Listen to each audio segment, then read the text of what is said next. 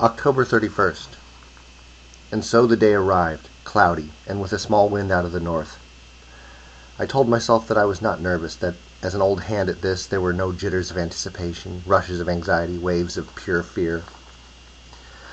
But I had gone down into the basement to begin my rounds when I realized that there were no rounds to make, and I found myself returning to check our assembly of ingredients and tools over and over again. Finally I went out and visited Larry's place. He was gone from his grove and his house seemed empty. I went looking for Grey Mawk, and then we met and we took a walk together. We hiked for a long time in silence before she said, "You and Jack will be the only closers there." "It looks that way," I said. "I'm sorry." "That's okay." "Jill and I will be going to a meeting at the vicarage this afternoon.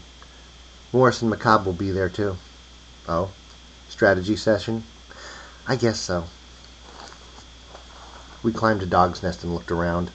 An ultralight raised area of boulders had been built up before the big stone. Heavy boards lay across it. Some kindling for the bane fire was already stacked farther off. "Right there," she said. "Yes." "We're going to protest the sacrifice part." "Good." "You think Larry will be able to do what he plans?" "I don't know."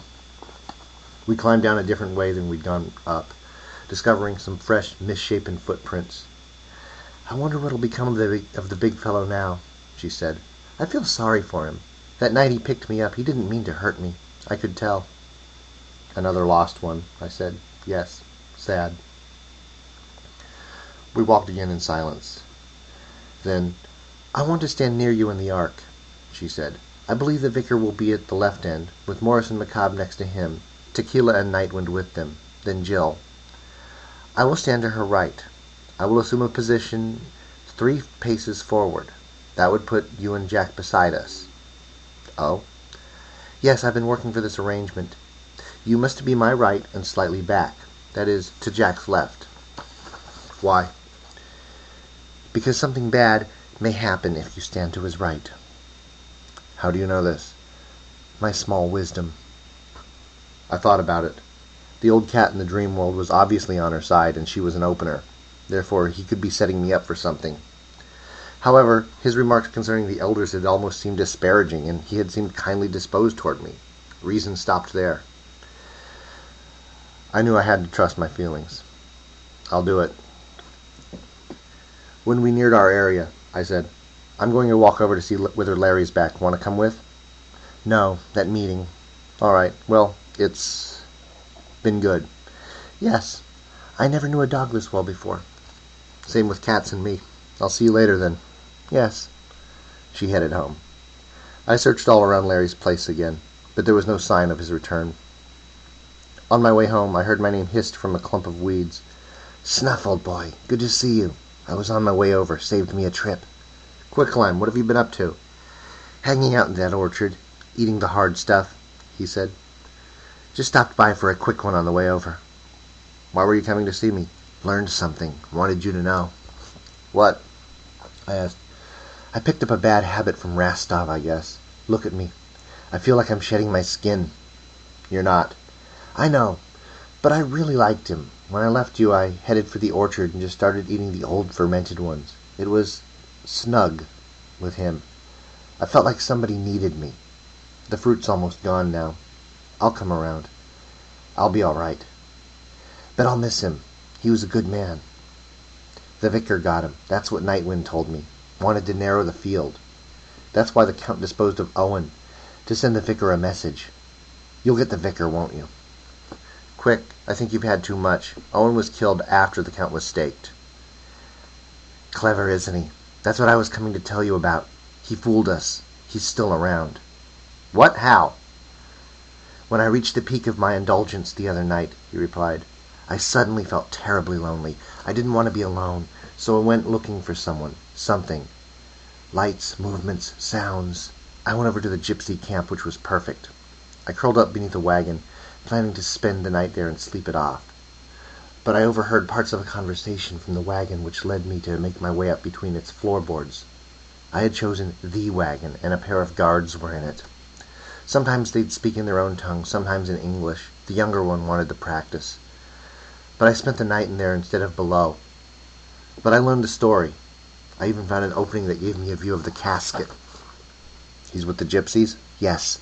They guard him by day as he sleeps, guard the casket at night when he's away. So he faked it, I said. Dressed the skeleton we'd found in his garments, put the stake into it himself. Yes, the crumbly skeleton that was already there. And that's why the ring wasn't on it. Yes, and he was safe in that too. Anybody finding the remains would assume that the staker had taken it. I felt a chill. Quick, he did make this arrangement after the death of the moon, didn't he? Yes, your calculations would be unaffected. Good. But this I don't understand. The Count killed Owen because the Vicar killed Rastov. Owen was an opener. Does that reflect a particular sympathy on the part of the Count? Or was he simply out to check the Vicar and keep the violence from spreading? I don't know. No, nothing was said on the matter. I growled softly. This is a complicated one, I said. Agreed. Now you know everything I do. Thanks. Want to come with me? No, I'm really out of the game. Good luck. Luck quick. I heard him slither off.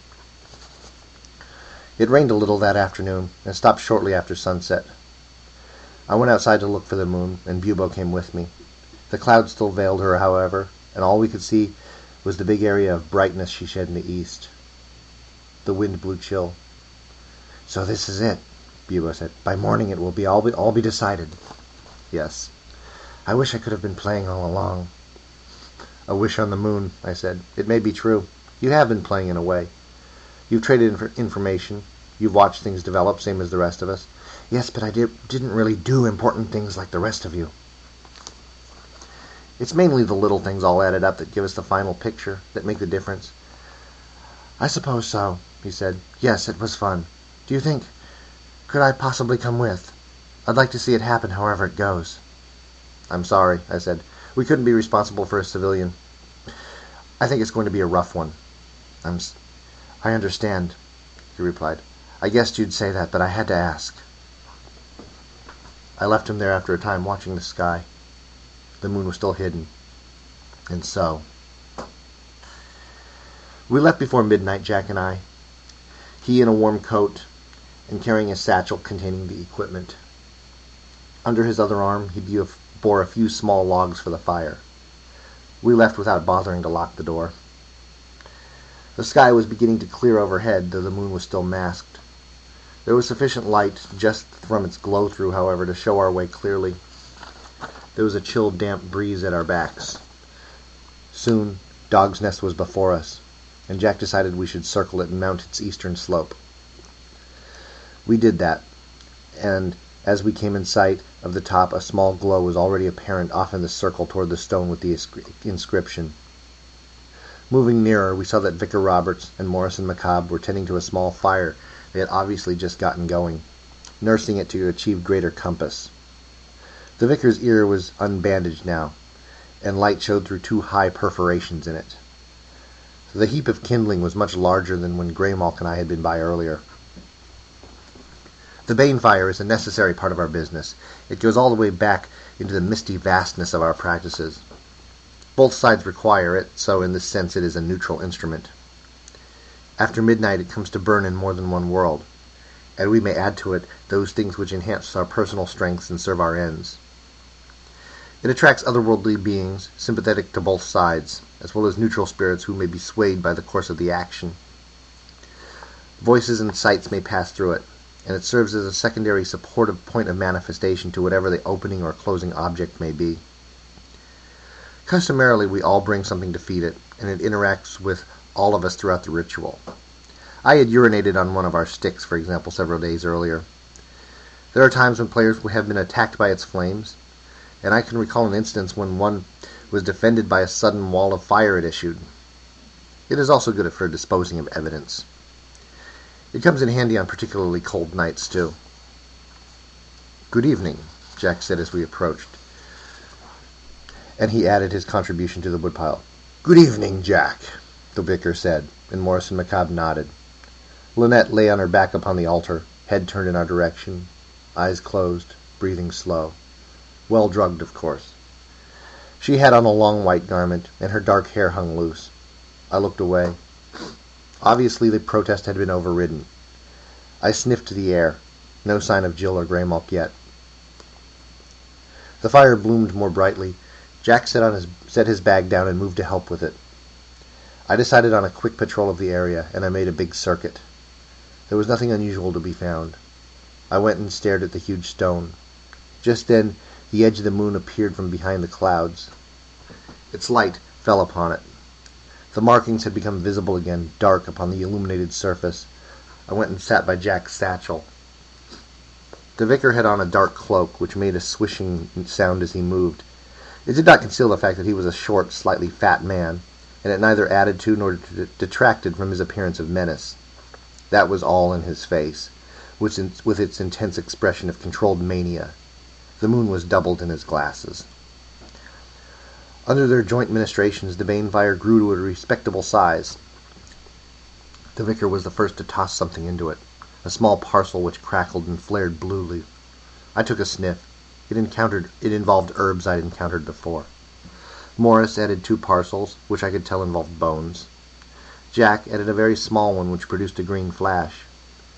I tossed in one of my own, along with the piston stick. The moon slid completely free of the clouds.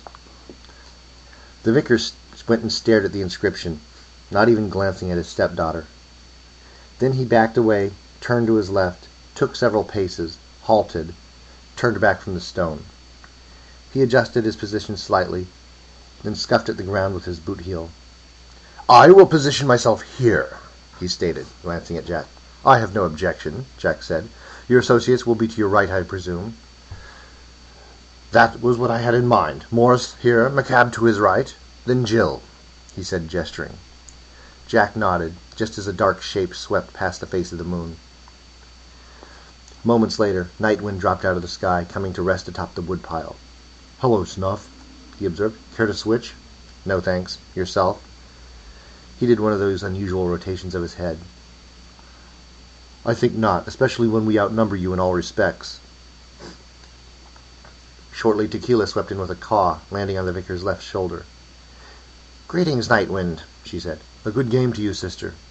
She looked at me and looked away. She said nothing. Neither did I.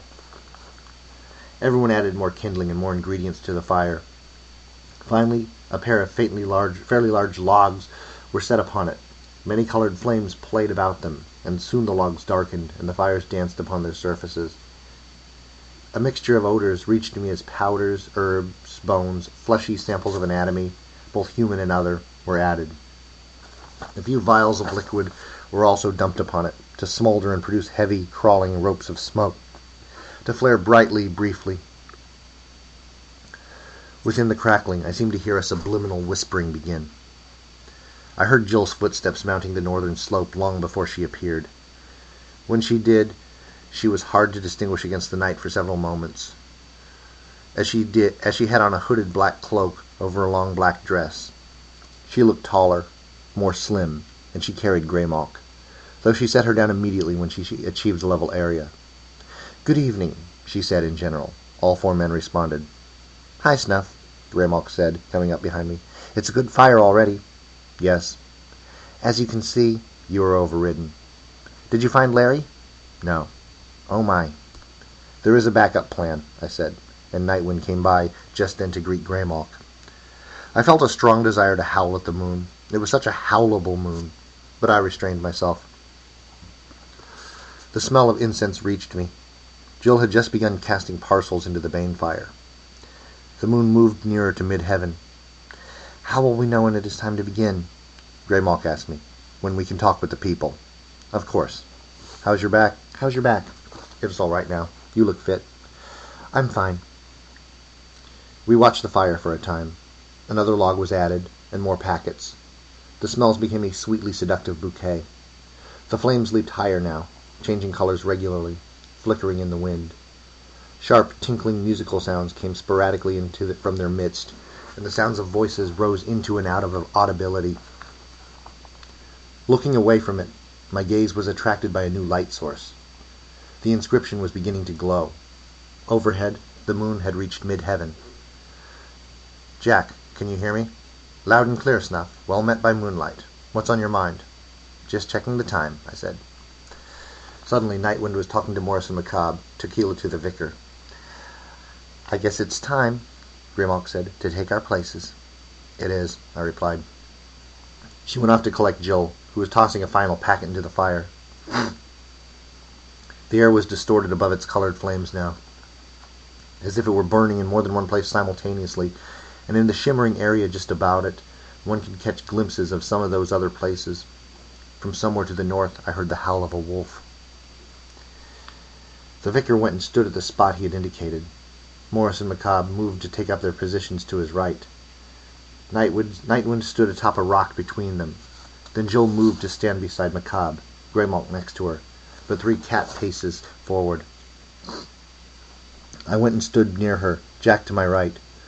The line was bowed, out from the big stone, with Jack and the vicar across from each other. Lynette dozed on the altar about 10 feet in front of me. From somewhere within his cloak, the vicar removed the pentacle bowl, which he placed on the ground before him. Then he withdrew the Alhazred icon, which he propped against a rock to his left, facing the glowing stone. Nightwind moved to a new position, back behind the pentacle. The openers always begin things, as the closer's work is purely reactive. Jack's satchel to his right was already open, from the removal of various ingredients from the Bane fire, but he leaned and spread its mouth fully for easy access. Macabre knelt and spread a piece of white cloth on the ground before him. As it was windy, he weighted its corners with small stones. Then, from an ornate sheath which hung from his belt beneath his jacket, he drew a long thin blade which looked to me like a sacrificial knife, and he placed this upon the cloth, point toward the altar. Then the moon went out. We all looked upward as a dark shape covered it, descending, rushing toward us. Morris screamed shrilly as it fell, changing shape as if dark veils swam about it. And then the moon shone again, and the piece of midnight sky which had fallen came to earth beside Jack, and I saw that vision-twisting transformation of which Greymalk had spoken. Here, there, a twist, a swirl, a dark bending. And the Count stood at Jack's side, smiling a totally evil smile. He laid his left hand, the dark ring visible upon it, upon Jack's right shoulder. "I stand with him," he said, "to close you out." Vicar Robert stared at him and licked his lips. "I would think one of your sort more inclined to our view in the matter," the vicar stated. "I like the world just the way it is," said the Count. "Pray, let us begin." The vicar nodded. "We shall," he said, "to its proper conclusion, with the gate thrown wide." The Count tossed a twig and a small parcel into the flames. The fire moved in its colorful dance, crackling and chiming, burning a hole in the night, through which the voices, now chanting, emerged. Shadows constantly moved past us, over the altar, and across the face of the stone. I heard the howl again, much nearer. I looked at the vicar and saw him flinch, but he straightened and performed an opening gesture. He spoke a word of power, deeply, slowly. It hung in the air and resonated afterwards. The inscription on the stone began to glow a little more brightly, and now very faintly. I could discern the formation of the door-like rectangle come to frame it, that configuration which earlier had sucked Greymalk and me through to our dream world adventure. The vicar repeated the word, and the rectangle came clear. Within the chanting I could now hear faintly, "Ia Shub Nigurath," being repeated, as if in response. Ahead of me, Greymalk had risen to her feet and was standing very stiffly. The vicar turned then, rather than proceeding to the next phase, and moved slowly to the cloth on which the sacrificial blade rested. To his rear, I noted that the Alhazred icon had also begun to glow. He knelt and raised the blade with both hands, bringing it to his lips and kissing it. Then he rose and turned toward the altar, tequila still upon his shoulder. Then there came a movement from my right. Beyond Jack and the Count, another dark shape was moving to join us. The vicar had taken but a single step ahead when a great grey wolf moved onto the firelight and rushed past him toward the altar. Larry Talbot had arrived, apparently in reasonable control of his faculties. He seized hold of the girl's left shoulder with his teeth and dragged her down from the altar. With that rapid backing motion I had seen him employ before, he dragged her quickly before us toward the north, whence he had came, to my right.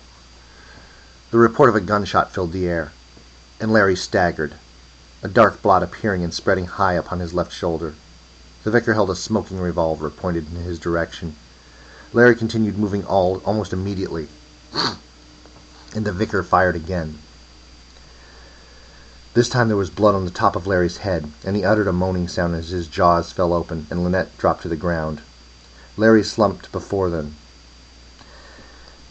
and the shiftings of firelight and shadow swam over him. The chanting continued, "Ya, Shab Nigurath," against the strange music. The vicar pulled the trigger again. There followed a clicking sound from the pistol, but no discharge. Immediately he drew it near and worked the hammer. Suddenly, as he released it, there was a sharp report, and the round kicked up dirt near the south end of the altar. The vicar hurled the weapon to the ground, having perhaps cast only 3 rounds. Homemade bullets. "Get her back onto the altar," the vicar ordered. Morris and Macabre immediately departed their positions and moved towards the supine girl. Larry's sides were still heaving heavily and his eyes were closed. There was a lot more blood on his head, neck, and shoulder now. "Stop," the Count said. "Players are forbidden to move a sacrifice once the ceremony is in progress." The vicar stared at him. Morris and Macabre halted, looked back and forth from the vicar to the Count. "I have never heard of such a restriction," the vicar said. "It is a part of the tradition," Jack stated. "There must always be a small, even if only symbolic, exit open to a sacrifice in this. They may go as far as they can. They may be stopped. The place where they fall becomes the new altar. Do otherwise, and you destroy the pattern we have created. The results could be disastrous." The vicar pondered for a moment and said, "I don't believe you. You're outnumbered. It's a closer's bluff to make things more awkward for me. Morris, Macabre, put her back." The Count stepped forward as they advanced. "In a case such as this," he said, "the opposing parties are permitted to resist the desecration." I heard heavy clumping footsteps in the distance, but they seemed to be passing the hill rather than approaching it. Morris and Macabre had hesitated, but then they moved forward, reaching for Lynette. The Count flowed forward. No single limb seemed to stir, but suddenly he was there beside them. He raised his arms out to the side, his cloak dependent therefrom, and he moved them forward, completely engulfing the men within its folds. He stood thus for only an instant, arms across his chest, before a succession of snapping sounds could be heard. He opened his arms, and they fell to the earth, to lie at odd angles, blood emerging from their ears, noses, and mouths. Their eyes were wide. They did not breathe. "You dare!" the vicar cried. "You dare to touch my people!" The Count turned his head slowly, raising his arms again. "You presume," he said, "to address me so?" He flowed toward the vicar, but much more slowly. The music came clearer and clearer, the chanting louder, the inscription brighter. And as he moved, I beheld a silent form in the shadows to my right, whose presence had first reached me in the form of his scent, which I recognized from an encounter in a wood by moonlight. He approached soundlessly, the stranger wolf. The vicar's hand snaked out from beneath his cloak, casting something toward the Count. Immediately the flowing ceased, and the Count stiffened. In the meantime, shielded from the vicar's view by the Count's body, the stranger wolf entered the firelight, took hold of Lynette's shoulder, and continued what Larry had begun, dragging her back into the darkness. The Count was suddenly less than graceful. He swayed. He took an awkward step toward the vicar, whose hand dipped beneath his own cloak to emerge and repeat whatever he had done. "What is it?" the Count asked, reeling toward the vicar, who retreated before him. Then the Count fell. "Dirt from one of your own caskets," the vicar replied, "mixed with pieces of my church's altar stone relic, left over from more papish times. Fingerbone of St. Hilarion, according to the records. You require your consecrated soil, but over-consecration is like the difference between a therapeutic and a debilitating dose of strychnine. Do you not agree?" The Count muttered a reply in a foreign language as the wolf disappeared with Lynette, and I realized that from all his talks with Larry, plus his knowledge of drugs and the samples he had obtained, he had succeeded several days ago in developing his own ideal dosage, and I had just witnessed the great detective's greatest disguise yet. I howled a "well done" into the night. Later a "good luck" came back to me. The inscription glowed brilliantly now. Whether the deaths of Morris and Macabre had contributed to this, it was hard to tell. The vicar looked up and saw that Lynette was gone. He glared at Jill. "You should have told me." "I didn't notice till now," she replied. "Neither did I," said Nightwind. The vicar picked up the sacrificial knife which he had dropped, moved back to his position, and drove the blade into the ground at his feet. He straightened then repeated the word of power, and said another. Immediately, his face became the snouted, tusked visage of a boar with a shredded ear. This lasted for perhaps a minute before Larry's eyes opened. He turned his head, saw that Lynette was gone. He looked immediately to the altar, saw that she was not there either. He tried to rise, failed. I wondered how serious his condition was. True, there was a lot of blood, but head wounds are always that way. Even a silver bullet still has to hit something major. Larry tried to crawl forward, succeeded in moving perhaps half a foot, paused, and panted. The vicar spoke another word. Greymalk was suddenly striped like a small tiger. This too passed quickly. Tequila was starting to look like a vulture. Suddenly Jill was an ancient hag, bent far forward, hooked nose almost touching her jutting face, strands of white hair hanging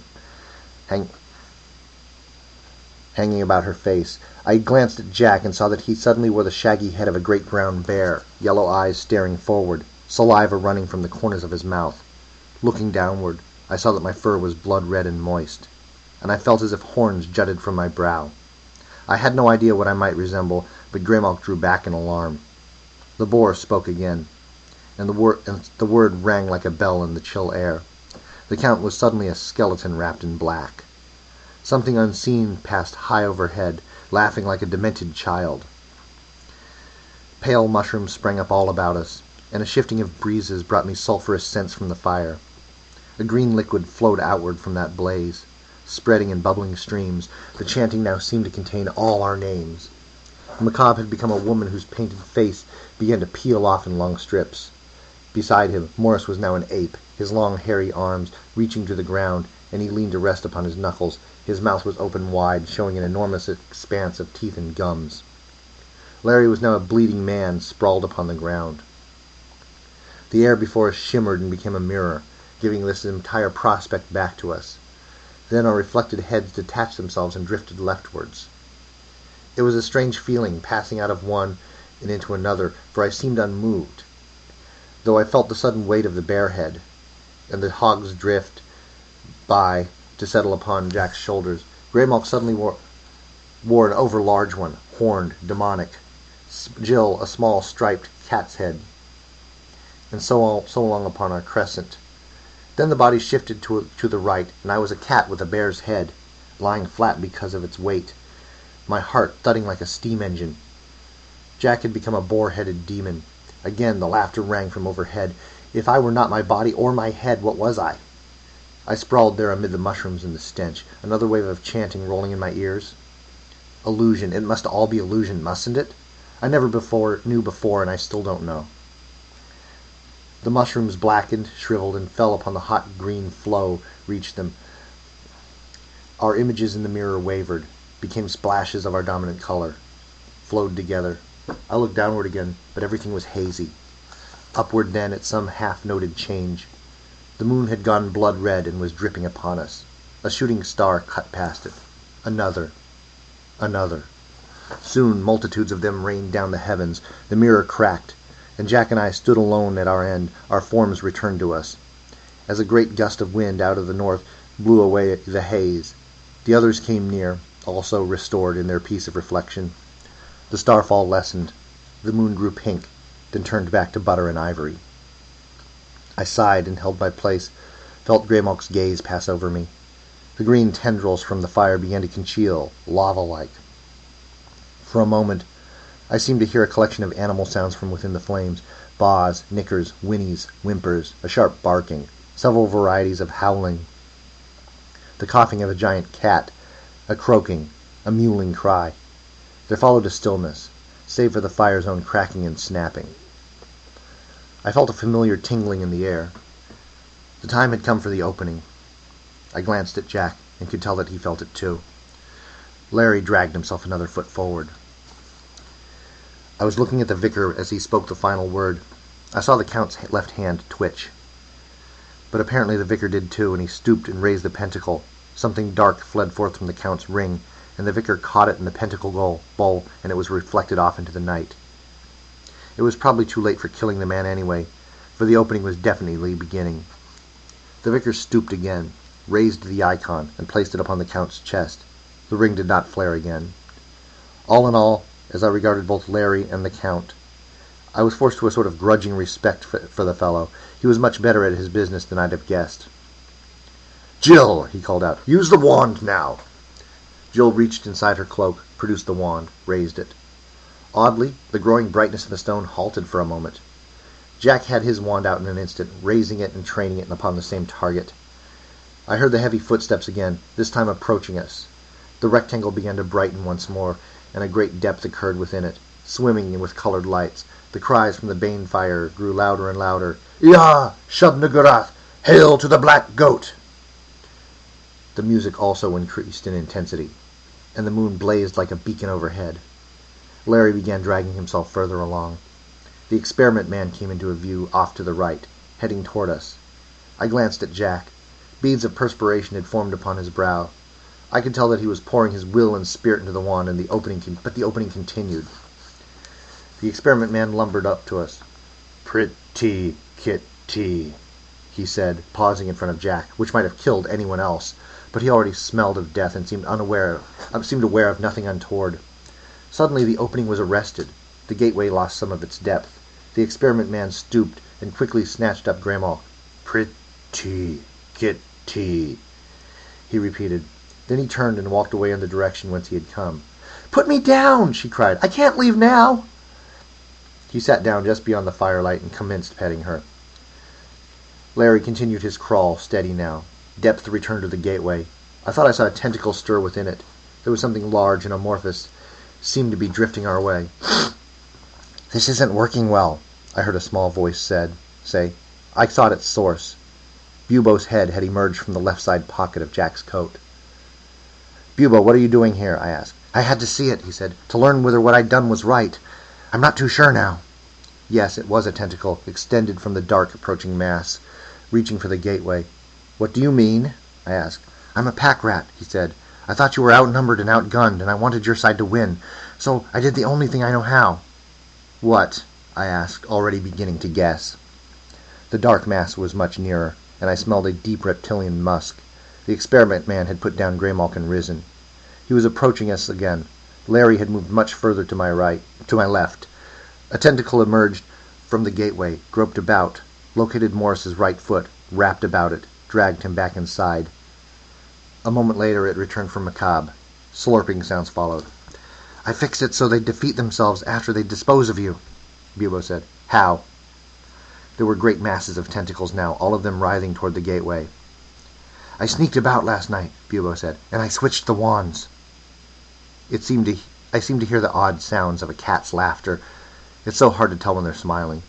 The old cat hadn't been telling me to fetch a stick. Carpe baculum. Seize the wand. I sprang into the air, catching it in my teeth, twisting it out of Jack's grip. I could see the astonished expression on his face as I did so. A terrible wind began to blow past us. I heard the vicar cry, "No!" Tequila sprang up from his shoulders, wings beating. Turning my head, I saw that the gateway was closing. There followed a roar Growler would have been proud of as Larry leaped at the vicar. They rolled upon the ground, passing right over the Count, knocking the icon from his breast. Then the mighty wind caught them, and they were carried toward the closing gateway and on through it. Jill looked puzzled as she continued to wield the closing wand, hair and cloak streaming forward. Jack had braced himself. Then his arm moved, hand dipping into the satchel and out, emerging quickly, casting the wine bottle of slitherers into the gateway to gunk it up. He grinned at me. "Any port in a storm," he observed. I felt the wind pushing me forward. Nightwind was trying to get behind a rock. Then the experiment man came up and halted before us, and the pressure was suddenly eased. "The Count?" he asked.